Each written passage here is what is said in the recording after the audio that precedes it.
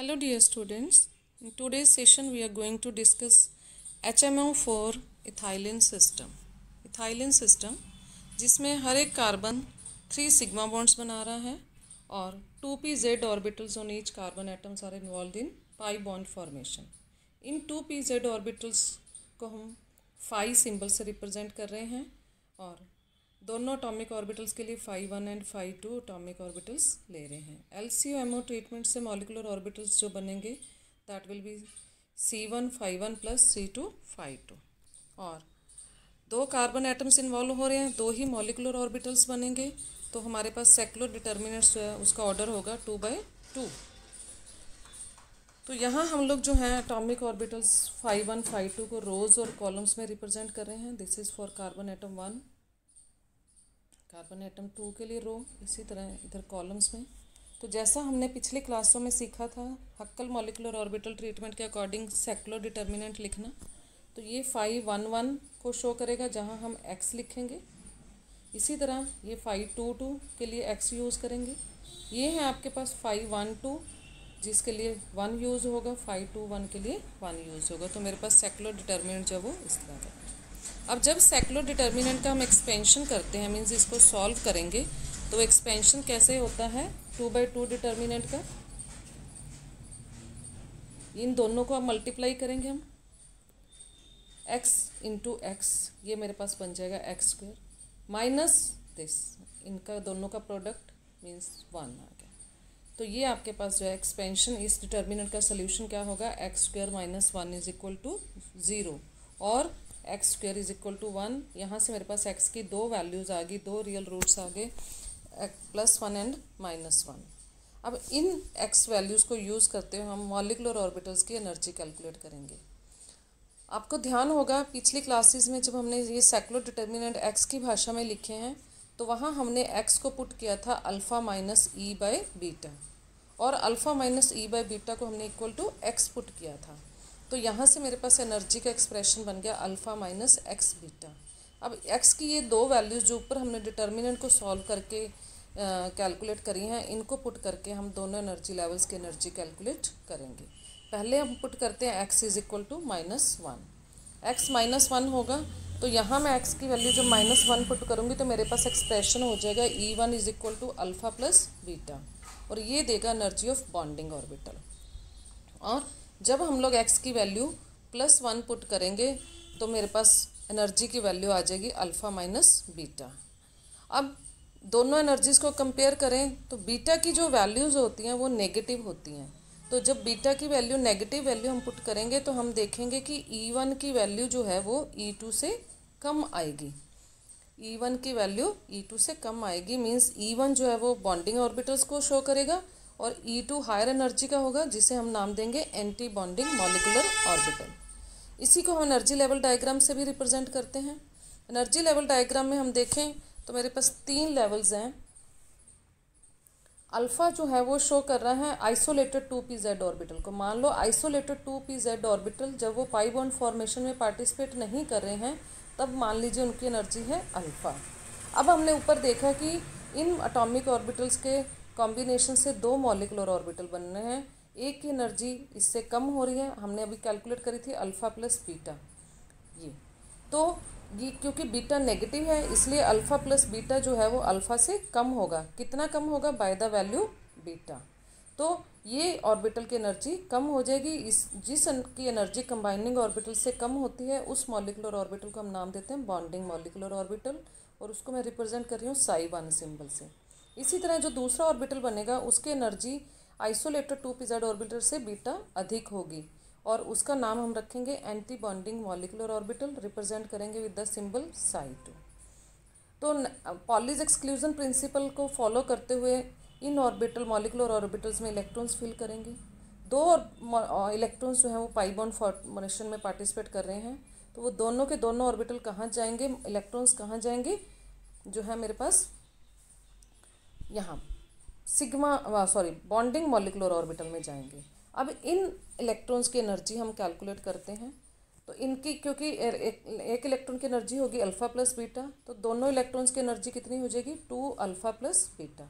इसे हम कंपेयर करें कि अगर ये electrons isolated two P Z orbitals में होते हैं और इंडिविजुअल कार्बन एटम्स पे होते हैं, मीन्स पाई बॉन्ड फॉर्मेशन में पार्टिसिपेट ना करते, तब इनकी एनर्जी कितनी होती, 2 अल्फ़ा। तो दोनों का डिफरेंस कितना हो गया, बॉन्डिंग के बाद जो एनर्जी कम हुई वो कितनी कम हुई, बाय 2 बीटा। तो क्योंकि एनर्जी कम हो रही है इतनी एनर्जी, दैट मीन्स जो बॉन्ड बन रहा है वो स्टेबलाइजेशन की तरफ जा रहा है। तो इस तरीके से हम जो है वो मॉलिक्यूलर ऑर्बिटल्स की एनर्जी कैलकुलेट करते हैं। अब हम लोग इथाइलिन सिस्टम के लिए वेव फंक्शन के लिए एक्सप्रेशन डिराइव करते हैं। अगेन बॉन्डिंग मॉलिक्यूलर के लिए मेरे पास इक्वेशन होगी psi1 is equal to C1 phi1 plus C2 phi2। इस इक्वेशन के हिसाब से हम लोग 2/2 का सेकुलर डिटर्मिनेंट लिखते हैं। अब की बार हम सेकुलर डिटर्मिनेंट में मिक्सिंग कोफिशिएंट C1 C2 को भी साथ में लेते हैं, तो मेरे पास सेकुलर डिटर्मिनेंट इस तरह से हो जाएगा C1x। आप देखें मैंने जो पहले हमने सेकुलर डिटर्मिनेंट लिखा था x की भाषा में, बिल्कुल उसी तरह लिखा है x1 ये हम जैसे इथाइलिन सिस्टम के लिए हमने लिखना सीखा। और हर टर्म को मैंने जो है फर्स्ट कॉलम वाली टर्म्स को मल्टीप्लाई कर दिया विद C1 और सेकंड कॉलम वाली टर्म्स को मल्टीप्लाई किया विद C2। तो मेरे पास ये एक्सप्रेशन क्या बन गया, C1x C2 C1x C2 x is equal to 0। इसी सेकुलर डिटर्मिनेंट को सेकुलर इक्वेशन के रूप में भी लिखा जा सकता है। जब हम इस सेकुलर डिटर्मिनेंट को सेकुलर इक्वेशन में लिखेंगे तो मेरे पास अगेन दो सेकुलर इक्वेशंस आ जाएंगी, C1x plus C2 is equal to 0 and C1 plus C2x is equal to 0। अब हम लोग जो हैं बॉन्डिंग ऑर्बिटल्स के लिए, मॉलिक्यूलर ऑर्बिटल्स के लिए हम पीछे कर चुके हैं कि x की वैल्यू -1 होती है। यहाँ मैं x की वैल्यू -1 पुट करूँ इस फर्स्ट सेकुलर इक्वेशन में, तो मेरे पास C1 is equal to C2 obtain हो जाता है। इसी तरह सेकेंड सेकुलर इक्वेशन में भी हम x की वैल्यू -1 पुट करते हैं, तो again I get C1 is equal to C2। Means bonding molecular orbitals में मेरे पास C1 is equal to C2। अब हम इस C1 C2 की वैल्यू फाइंड आउट करना चाहते हैं, क्योंकि हमें पता है कि साई नॉर्मलाइज्ड है, तो यहाँ मैं नॉर्मलाइजेशन कंडीशन लगाऊँ इस साई के ऊपर, C1 phi1 plus C2 phi2। तो नॉर्मलाइजेशन कंडीशन क्या होगी मेरे पास, psi star psi D tau is equal to 1। क्योंकि इस साई में आप देख रहे हैं कोई आयोटा टर्म, इमेजिनरी टर्म नहीं आ रही है, तो psi star is equal to psi, तो I can write psi integral of psi square D tau is equal to 1। यहाँ पे साई की वैल्यू हम पुट कर देते हैं C1 phi1 के टर्म्स में, तो मेरे पास ये इक्वेशन आ जाती है। अब क्योंकि एटॉमिक ऑर्बिटल्स जिनसे ये मॉलिक्यूलर ऑर्बिटल बन रहे हैं, जिनकी मिक्सिंग से, वो एटॉमिक ऑर्बिटल्स जो हैं वो ऑर्थोनॉर्मल हैं, तो मेरे पास जो है उनकी टर्म्स में हम लोग जो है इक्वेशन को लेते हैं। जब मैं इस स्क्वायर टर्म को ओपन अप करूँगी, इस जो है ये बन गया मेरे पास a प्लस बी का होल स्क्वायर। इसको जब मैं खोलती हूँ तो मेरे पास एक्सप्रेशन आ जाएगा in terms of a square plus B square plus 2ab। तो यहाँ मैंने उसी भाषा में लिखा है। C1 स्क्वायर को मैंने इंटेग्रल से बाहर ले लिया, क्योंकि कोफिशेंट्स जो है वो मिक्सिंग कोफिशेंट्स कांस्टेंट है, तो ये a स्क्वायर की भाषा में आ गया, ये b स्क्वायर को रिप्रेजेंट कर रहा है, ये 2ab को रिप्रेजेंट कर रहा है। तो इस तरह मेरे पास 3 टर्म्स आ गई हैं। अब क्योंकि phi1 phi2 ऑर्थोनॉर्मल है, ऑर्थोनॉर्मल का मतलब है integral of phi1 square d tau is equal to phi2 square d tau is equal to 1, ये नॉर्मलाइजेशन की कंडीशन है। और जहाँ भी इंटेग्रल में phi1 इंटू phi2 का इंटेग्रल आ रहा है दैट इज इक्वल टू 0। हम पहले पढ़ चुके हैं, when i is not equal to j then the result of integral is 0, means orthogonality. तो ये जो वैल्यूज़ हम पुट करेंगे इक्वेशन नंबर 2 में, तो इक्वेशन नंबर 2 मेरे पास रिड्यूस होकर रह जाएगी C1 square plus C2 square is equal to 1। क्योंकि यहाँ आप क्या करेंगे, इस इंटेग्रल की जगह 1 पुट करेंगे, इसकी जगह भी 1, इसकी जगह 0 पुट करेंगे, तो ये सारी टर्म जो है पूरी टर्म क्या हो जाएगी, 0 हो जाएगी। तो मेरे पास नट शेल क्या आ जाएगा, C1 square plus C2 square is equal to 1। अब हम लोग इक्वेशन नंबर 1 में पहले हम लोग लिख चुके हैं, डिराइव कर चुके हैं कि C1 is equal to C2। तो मैं इक्वेशन नंबर 3 को C1 की भाषा में ही लिखती हूँ, आ जाएगी C1 square plus C1 square is equal to 1 और 2 C1 square is equal to 1, और I can write C1 square is equal to 1/2, और यहाँ से मेरे पास C1 की वैल्यू आ जाएगी 1/√2। क्योंकि C1 इक्वल टू C2 है, तो C2 की वैल्यू भी आ जाएगी 1/√2। तो इस तरह आप देख रहे हैं हमने मिक्सिंग कोफिशिएंट्स दोनों की वैल्यू कैलकुलेट कर ली है, और उसकी वैल्यू आई है दोनों की मेरे पास 1/√2।